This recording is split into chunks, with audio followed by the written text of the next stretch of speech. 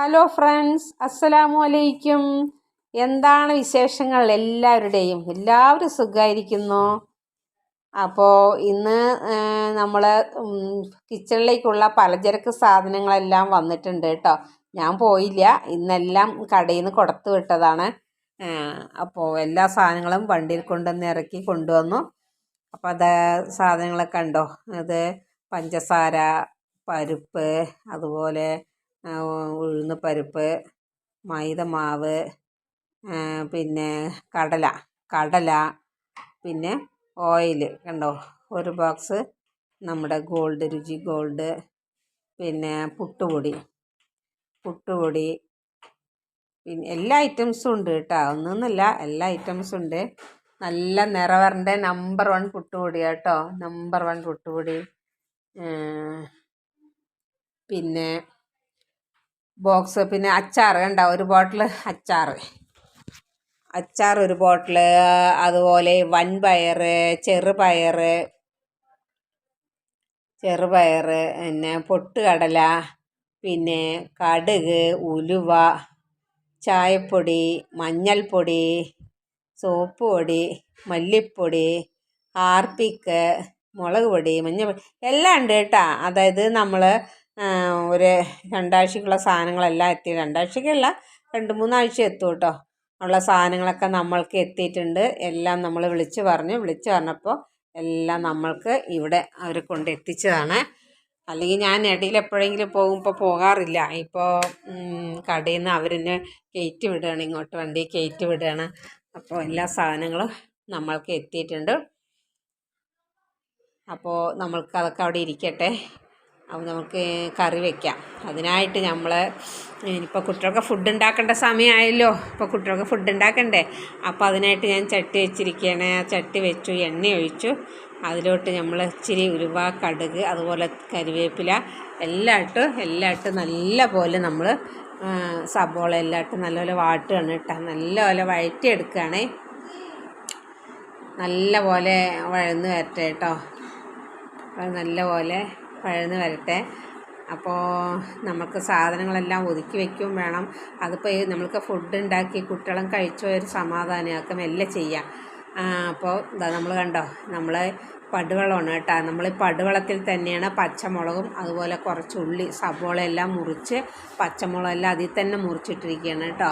അതിൽ തന്നെ മുറിച്ചിട്ടിട്ട് നമ്മൾ ഈ അടുപ്പിലത്തെ ചട്ടിയിലിട്ട സബോളയും ഇതെല്ലാം നന്നായി വഴന്ന ശേഷം ഇതിന് നമ്മൾക്ക് പടുവെള്ളങ്ങിൽ നിന്ന് നമ്മൾ അതിലോട്ട് ഇട്ടിട്ട് അല്പം ആവശ്യത്തിന് വേണ്ട മഞ്ഞൾപ്പൊടി നമ്മൾ ഉപ്പ് ഇട്ടിട്ട് നല്ല പോലെ മിക്സ് ചെയ്യണം. എല്ലാം കൂടെ നല്ലപോലെ മിക്സ് ചെയ്യണം.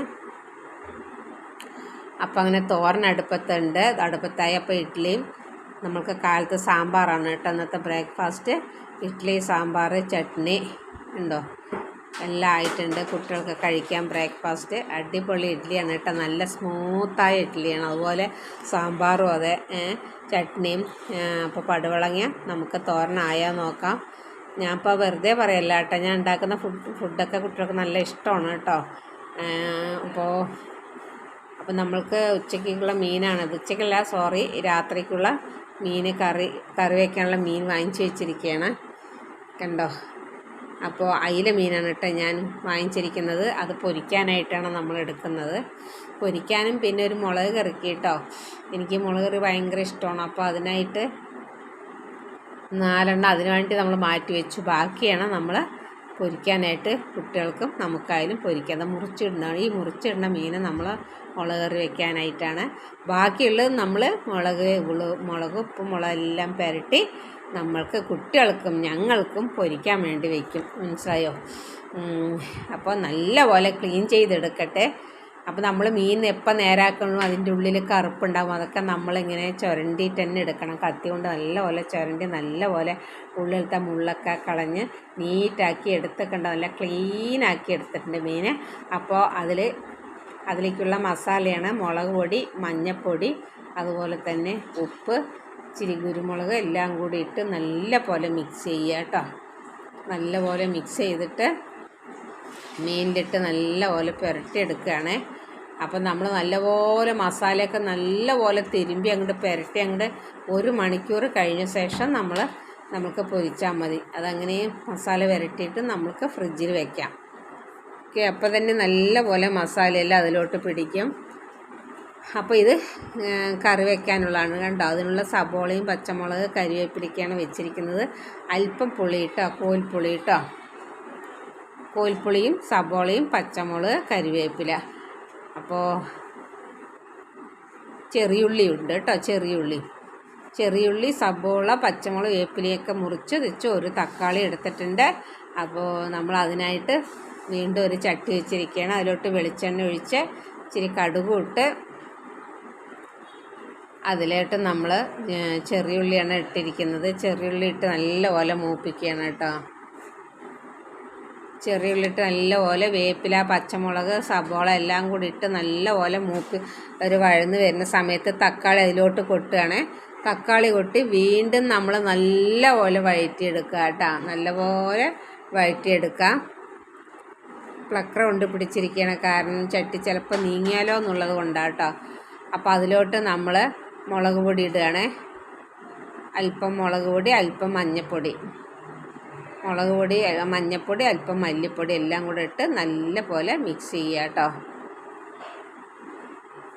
നല്ലപോലെ മിക്സ് ചെയ്ത് നല്ലപോലെ വഴറ്റിയെടുക്കണം. എണ്ണയിൽ നിന്ന് നല്ലപോലെ മൂത്ത് വരണം. മൂത്ത് വരുമ്പോഴേ അതിൻ്റെതായ ടേസ്റ്റ് മണമൊക്കെ കിട്ടുള്ളൂ.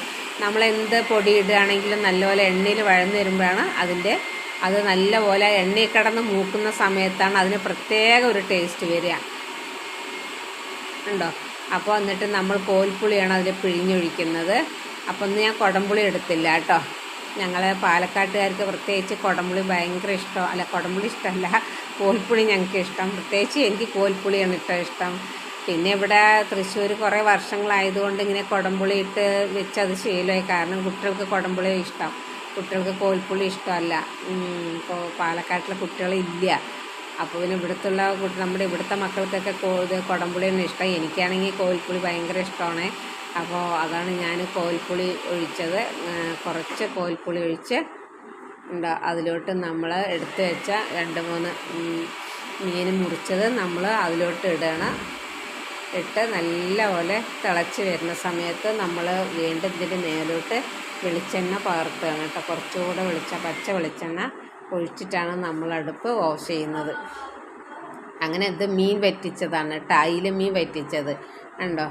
അപ്പോൾ വെളിച്ചെണ്ണ ഒഴിച്ചിട്ട് നമ്മൾക്ക് അടുപ്പൊന്ന് നമുക്ക് ഓഫാക്കാം. നല്ലപോലെ മീൻ വെന്ത് വന്നിട്ടുണ്ട്. അതിലോട്ട് പച്ച വെളിച്ചെണ്ണ ഒഴിച്ച് കുറച്ച് വേപ്പിലയും കൂടി ഇട്ടു. അപ്പം നമ്മുടെ മീൻ കറി റെഡി. അപ്പോഴേക്കും എൻ്റെ മോള് പോയി ജ്യൂസ് അടിച്ചിട്ട് വന്നു കേട്ടോ. ഇത്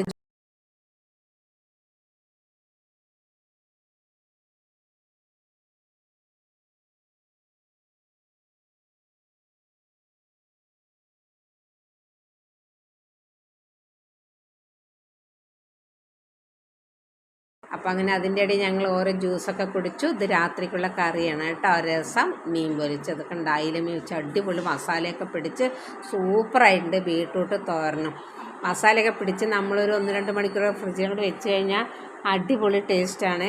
നല്ല സൂപ്പർ ടേസ്റ്റാണ് കേട്ടോ. നല്ല അടിപൊളി ടേസ്റ്റാണ് കേട്ടോ. എൻ്റെ വീഡിയോ ഇഷ്ടപ്പെട്ടാൽ എല്ലാവരും സബ്സ്ക്രൈബ് ചെയ്യണേ.